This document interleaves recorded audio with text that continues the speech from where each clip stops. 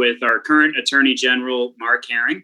Attorney General Mark Herring is fighting every day for justice, equality, and opportunity for all Virginians. Mark has won huge victories in court for our LGBT Virginians, our dreamers, immigrants, and new Virginians, and for the right of all Virginians to live, worship, and raise their families free from hate and discrimination. When President Trump abandoned the defense of Obamacare in court, Mark stepped up to protect coverage for pre-existing conditions and to keep healthcare affordable and accessible for all Virginians. He has also sued to block efforts to defund Planned Parenthood and limit women's access to reproductive health care. And he led a multi-million-dollar, multi-year project completed in July of 2020 to completely eliminate Virginia's backlog of untested rape kits. Mark and his wife, Laura, have been married for 30 years and have 2 children, daughter Peyton, 25, and son Tim, 22. Give a warm welcome to our Attorney General, Mark Herring.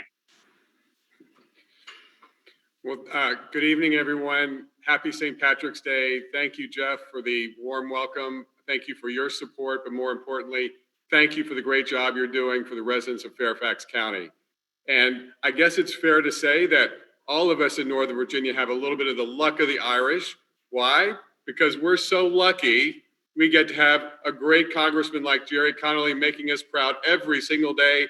Gerry, thank you for your vote and your colleagues' vote today to remove the deadline on the ERA. We are one step closer. When I first ran for Attorney General, it was because I had seen my predecessor misuse and abuse the powers of the office. And I had then, and still have today, a different vision for what an Attorney General should do. I believe the Attorney General is the people's lawyer and that the powers of the office should always be on the side of the people. And 8 years ago, I came before you and asked you to join me on a journey to fight for justice, equality, and opportunity for all Virginians. And you have been with me every step of the way. And together, we broke the stranglehold that Republicans like Ken Cuccinelli had on the office for 2 decades. And I have transformed it into a progressive powerhouse that it is today. I went into court and fought for marriage equality, even though it wasn't popular at the time, and we won, and now Virginia has among the strongest LGBTQ plus protections for our Virginians. I went into court and I've done so much. I made sure that our dreamers had an equal education, went in and won landmark lawsuits to remove symbols of Confederate propaganda, and then stood up to some of the worst impulses of the Trump administration. I went into court and got the first preliminary injunction in the country to block his racist and un-American Muslim ban. Went to court, to the Supreme Court, not once but twice, to defend the Affordable Care Act and to protect your health care, and ended Virginia's rape kit backlog, something only 6 states have been able to do, and it has meant so much to survivors all across Virginia. And folks, we have to keep this progress going, and together we can. We are going to continue to keep building on the progress we've made on criminal justice reform, do pattern and practice investigations, get a ban the box for housing. We're going to keep building on reproductive justice, protecting access for all Virginians. We're going to keep building on healthcare and get treatment for those who are suffering from opioid addiction. And we're going to rebuild from the worst health crisis in a century. And we're going to continue to build on the environmental and labor protections. But I need your help. And I am grateful to have the support of some great Virginia Democrats, like Congressman Gerry Connolly, like Congressman Don Beyer, like Speaker Fillercorn, like Majority Leader Herring, Majority Leader Sassel, and so many others. I am asking again for your support as Attorney General and your vote on November 8th. Thank you all very much. I'll see you on the campaign trail. Thank you. Thank you so much, Attorney General Herring. And next up, we have Delegate Jay Jones. And Jay Jones was elected to the Virginia House of Delegates in 2017, representing the 89th District. As a lifelong resident of Norfolk, Virginia, and Jay's calls to public service was generations in the making. A descendant of slaves, Jay's family has been in Norfolk since the early 20th century. His grandfather was a pioneering civil rights attorney in Norfolk and became the first Black member of the Norfolk School Board. His father is one of the few Virginians to serve in all three branches of state government. As a member of the House of Delegates, Jay has fought to expand Medicaid, increase the minimum wage, and give teachers a raise.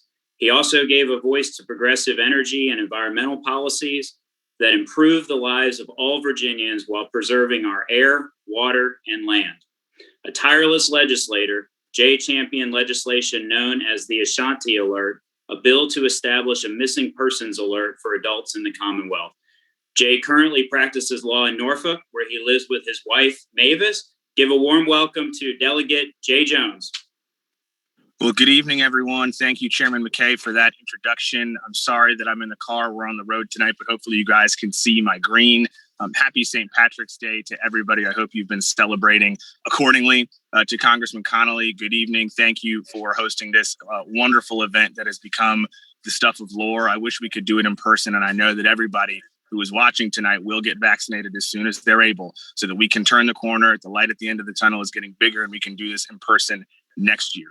But like Chairman McKay said, my candidacy really, I think, has been generations in the making.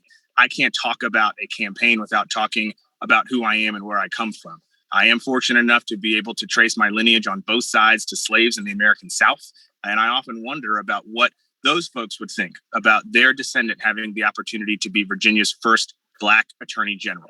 My grandfather, Hillary, a lifelong Norfolkian, left for college and law school like myself, got very involved in the civil rights movement, had my father and my uncle integrate a school in Norfolk that I passed by every single day. So when I'm upset, their struggle and how I stand on their shoulders and how I couldn't possibly be here without them. We've done some tremendous things in the legislature over the last 4 years, expanding Medicaid, doing things for the energy and the environment spaces that we've never even thought were possible before. But 2021 is a chance for us to really redefine ourselves, to really highlight, value, and prioritize the different voices, new faces, and fresh perspectives that we've got in this state that is rapidly growing and rapidly diversifying. As we've gone around this Commonwealth in 2019 in person and 2020 virtually and distantly, you hear a lot of the same things from folks about what they want from their attorney general in this new Virginia decade. Justice reform, huge. My lived experiences and the things that I fought for in the legislature make me perfectly suited for this point. Energy and the environment. I will tell everybody on this Zoom tonight, Dominion Energy's worst nightmare is Jay Jones as Attorney General. We will hold their feet to the fire. We will keep the big boys honest and continue to make sure that we bring them to heel so that we all get fair deals.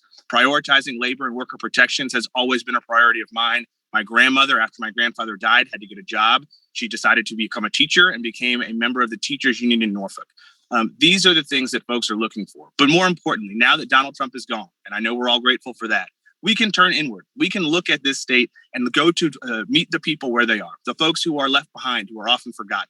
That's why we rolled out a plan a couple of weeks ago to establish satellite offices all across the state, from the Eastern Shore to South Side to Southwest. Because even though those folks might not vote for us, we represent every single Virginian, and that's our priority. And I'm proud of the fact that today we rolled out a proposal to create an election integrity unit, something that I think is far overdue because the right to vote here in Virginia is sacred. But I'm always, always, always proud of the fact that Governor Northam endorsed our campaign just a couple of weeks ago.